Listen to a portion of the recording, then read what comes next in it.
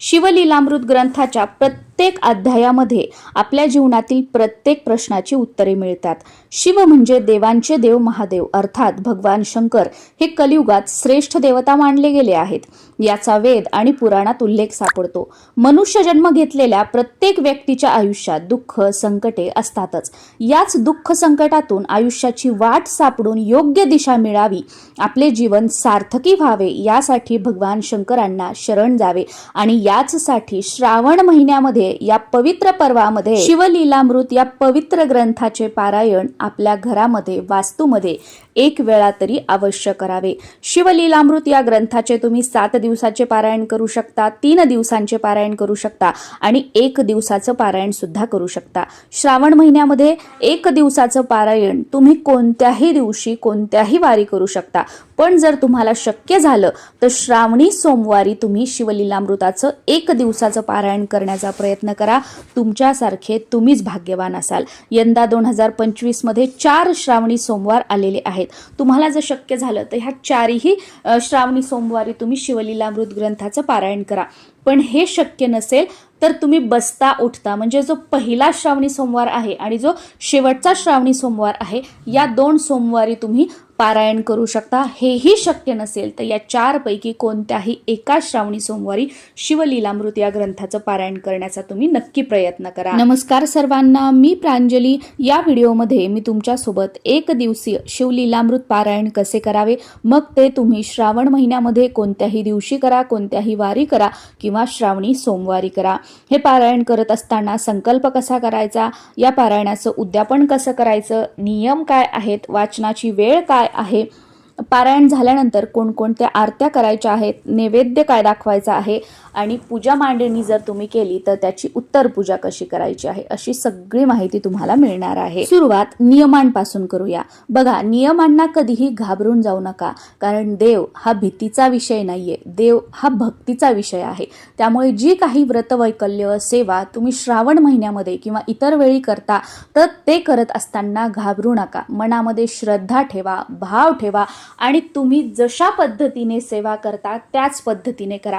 कारण मी काय सांगते, अजून कोणी काय सांगते, अजून कोणी कोणत्या पद्धतीने करते तसंच तुम्ही करावं असं नाही। जे मी सांगते, जे दुसऱ्या व्हिडिओमध्ये तुम्ही बघताय ते बरोबर आणि तुम्ही जे करताय ते चुकीचं असं अजिबात नाहीये। तुम्ही जे करताय ते सुद्धा बरोबर आहे, जे व्हिडिओमध्ये तुम्ही बघताय ते सुद्धा बरोबर आहे। कारण प्रत्येकाची भक्ती करण्याची, देवपूजा करण्याची, पारायण करण्याची, पूजा मांडणी करण्याची, सेवा करण्याची पद्धत ही वेगवेगळी असते। त्यामुळे चूक बरोबर, माझ्याकडून असं झालं, माझ्याकडून तसं झालं, देव मला शिक्षा देणार, असं होणार, हे काहीही विचार मनामध्ये आणू नका। कारण देव हा कधीच कोणाला शिक्षा देत नाही किंवा कधीच कोणाचं वाईट करत नाही। कारण देव हा भक्तीचा भुकेला आहे। आपल्यासोबत जे काही वाईट होत असतं ते आपल्या कर्मानुसार होत असतं। 1 दिवसीय पारायण करताना त्या दिवशी आपल्याला ब्रह्मचर्याचं पालन करायचं आहे, त्या दिवशी परान्न घ्यायचं नाहीये आणि त्या दिवशी जेवण करत असताना त्या दिवशीच्या स्वयंपाकामध्ये कांदा लसूणचा वापर आपल्याला करायचा नाहीये। एवढेशेच साधे आणि सोपे नियम आहेत। बाकी इथेच झोपायचं, गादीवरच नाही झोपायचं, असंच करायचं तसंच करायचं असे कोणतेही नियम नाहीत। आणि पूजा मांडणी सुद्धा, तुमचं घर मोठं आहे, तुमच्याकडे पूजा मांडणी करण्यासाठी वेळ आहे, तुम्ही पूजा मांडणी करू शकता तरच तुम्ही पूजा मांडणी करा। नाहीतर जिथे आपण श्रावणी सोमवारची पूजा करणार आहोत तिथे समोर बसूनच आपल्याला हे पारायण करायचं आहे किंवा देवघरासमोर बसून हे पारायण केलं तरी सुद्धा चालतं।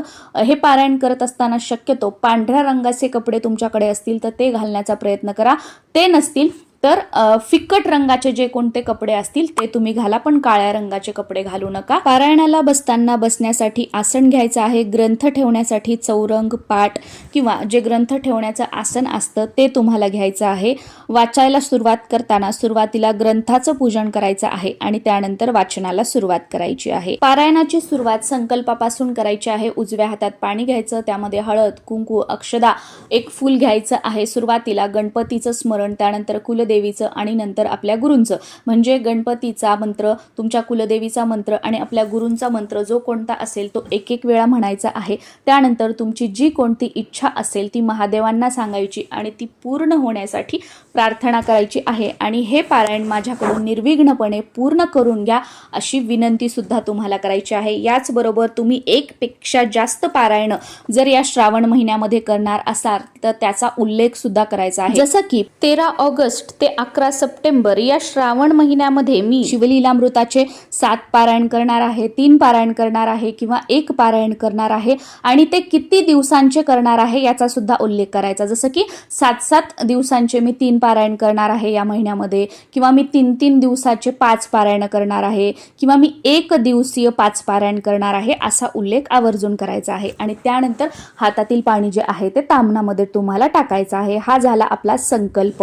आता शिवलीलामृत ग्रंथाचं पारायण तुम्ही सकाळच्या ब्रह्ममुहूर्तावर केलं तर अतिशय उत्तम आहे.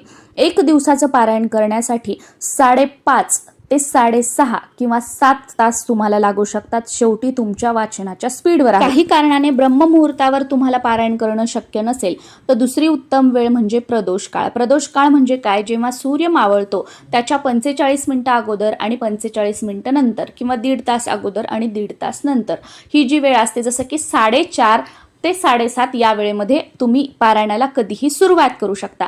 आता प्रदोष काळ संपल्यानंतरही जर तुमचं पारायण सुरू असेल ते चालू असू द्या, पण या प्रदोष काळामध्ये पारायणाची सुरुवात करण्याचा प्रयत्न करा. बाकी या वेळेमध्ये सुद्धा तुम्हाला काही कारणाने हे पारायण करणं शक्य नसेल तर सकाळी उठल्यापासून ते रात्री झोपेपर्यंत तुमच्या वेळेनुसार कधीही तुम्ही हे 1 दिवसीय पारायण करण्याचा प्रयत्न करा. पण आवर्जून या संपूर्ण श्रावण महिन्यामध्ये एकदा तरी शिवलीलामृताचं पारायण आपल्या वास्तूमध्ये, राहत्या घरामध्ये नक्कीच करण्याचा प्रयत्न करा. पारायण झाल्यानंतर परत ग्रंथाचं पूजन करायचं आहे, ग्रंथाला नैवेद्य दाखवायचा आहे. ग्रंथाला काहीही गोडाचा, जसं की तुम्ही पेढ्याचा, साखरेचा, दूध साखरेचा, कोणत्याही फळाचा नैवेद्य दाखवू शकता आणि त्यानंतर आरती करायची आहे. आरती करताना सुरुवातीला गणपतीची आरती करायची आणि त्यानंतर महादेवाची आरती करायची आहे. मी तरी महादेवाची लवथवती विक्राळा ब्रह्मांडी माळा ही जी आरती आहे ना ती करते. तुम्हाला जी कोणती भगवान शिवशंकरांची आरती आवडत असेल किंवा येत असेल ती तुम्ही म्हटली तरी सुद्धा चालते. आणि जो काही दाखवलेला नैवेद्य आहे तो आपण घरातील सर्वांनी ग्रहण करायचा आहे आणि त्या पोथीला, देवाला सर्वांनी नमस्कार करायचा आहे आणि मग आपलं आसन जे आहे ते सोडायचं आहे. शिवलीलामृत या ग्रंथामध्ये एकूण 15 अध्याय आहेत. तर 1 दिवसीय पारायण करताना हे 15 अध्याय, पहिल्या अध्यायापासून 15व्या अध्यायापर्यंत वाचन होईपर्यंत जागेवरून उठायचं नाहीये, कोणाशी बोलायचं नाहीये किंवा फोन वगैरे या सुद्धा गोष्टी उचलायच्या नाहीयेत. पूर्ण हे 15 अध्याय वाचून झाल्यानंतरच तुम्हाला दुसऱ्यांशी बोलायचं आहे किंवा मध्ये उठायचं आहे. हे जर तुम्हाला शक्य नसेल तर तुम्ही 1 दिवसाचं पारायण करू नका, मग तुम्ही 3 दिवसांचं किंवा 7 दिवसांचं पारायण करू शकता. पण असं विचारू नका की 1 दिवसाचं पारायण सकाळी अर्धे अध्याय वाचायचे का, संध्याकाळी अर्धे अध्याय वाचायचे का, असं नसतं. 1 दिवसाचं पारायण म्हणजे एका बैठकीमध्ये संपूर्ण 15 अध्याय जे आहेत ते तुम्हाला वाचायचे आहेत आणि आरती नैवेद्य करूनच तुम्हाला तुमचं आसन सोडायचं आहे आणि इतरांशी तुम्हाला बोलायचं आहे. आता बऱ्याच जणांना खाली बसण्याचा प्रॉब्लेम आहे, खाली बसणं शक्य होत नाही, तर अशा ताई व दादांनी टेबल खुर्चीवर बसून पारायण केलं तरी सुद्धा चालतं. तुम्ही टेबल खुर्चीवर बसून कुठेही पारायण करा, पण देवासमोर किंवा जिथे तुम्ही श्रावणी सोमवारची पूजा केलेली आहे तिथे दिवा, धूप, अगरबत्ती नक्की तुम्ही लावा. आपलं पारायण पूर्ण होईपर्यंत देवासमोर दिवा तेवत असायला हवा आणि धूप अगरबत्ती जशी जशी संपेल तशी तशी तुम्ही परत ती लावू शकता. लीलामृत ग्रंथाच्या प्रत्येक अध्यायाची फलश्रुती ही वेगळी आहे. तुम्हाला जर स्पेसिफिक असा वेगवेगळा प्रॉब्लेम असेल तर त्या प्रॉब्लेमसाठी संपूर्ण श्रावण महिना तुम्ही तो अध्याय दररोज सुद्धा संकल्पयुक्त वाचू शकता. जसं की तुम्ही पहिल्या दिवशी संकल्प करा श्रावणाच्या आणि संपूर्ण श्रावण महिना रोज तो अध्याय तुम्ही म्हणण्याचा प्रयत्न करा. तुमची ती जी काही समस्या असेल ती दररोज तुम्ही महादेवाला बोलून दाखवा आणि त्यातून बाहेर काढण्याची प्रार्थना नक्की करा. शिवलीलामृताचा पहिला अध्याय वाचला असता आपल्याला आपल्या सद्गुरूंचे आशीर्वाद प्राप्त होतात. दुसऱ्या अध्यायात आपल्याला शिवभक्तीची अनुभूती प्राप्त होते. तिसऱ्या अध्यायातून आपल्या पापांचे क्षालन होऊन जीवनाला सद्मार्गाची दिशा मिळते. चौथ्या अध्यायाने शिवपूजनाचे यथोचित फळ प्राप्त होऊन आपल्यावर येणारी आपत्ती, संकट टळतात. 5व्या अध्यायातून आपल्यावर येणारी संकटे हरतील व आपले गेलेले गतवैभव आपल्यास पुन्हा प्राप्त होईल. 6व्या अध्यायाच्या पठणाने स्त्रियांचे अकाली वैधव्य टळेल, त्यांना उत्तम आरोग्याची प्राप्ती होईल. 7व्या अध्यायाच्या पठणाने शिवशंकरांची कृपा होऊन मृत्यूवर मात करता येईल. 8व्या अध्यायातून संकटे, शारीरिक व्याधीतून आपली सुटका मिळेल, म्हणजे रोगमुक्तीसाठी हा अध्याय तुम्ही पठण करू शकता. 9व्या अध्यायातून पूर्वजन्माची स्मृती होऊन या जन्माचा उद्धार होईल. 10वा अध्याय पूर्ण झाल्यानंतर उमा महेश्वराच्या कृपेने प्रिय व्यक्तीची प्राप्ती होऊन जीवनाला एक नवी दिशा मिळेल. 11व्या अध्यायानंतर अपमृत्यू टळेल, हितशत्रूंचे बळ कमी होईल, प्रतिष्ठा, मान सन्मान समाजामध्ये वाढेल. 12व्या अध्यायामध्ये आपल्या कुटुंबातील मृत आत्म्यांना सद्गती प्राप्त होईल, परिवारातील भूत पिशाच बाधा नष्ट होईल. 13वा अध्याय पठण केल्याने अध्यात्माची गोडी लागेल, अडलेली कामे मार्गी लागतील. 14व्या अध्यायाच्या पठणाने गुरुकृपा आपल्यावर होईल आणि याच सोबत विद्येची प्राप्ती सुद्धा होईल. शिवलीलामृतातील 15वा अध्याय हा कथेचा सार आहे. या अध्यायाच्या पठणाने पारायणाची सांगता होईल व आपण केलेले पारायण सुफळ संपूर्ण होईल. या प्रकारे या 15 अध्यायांची फलश्रुती आहे.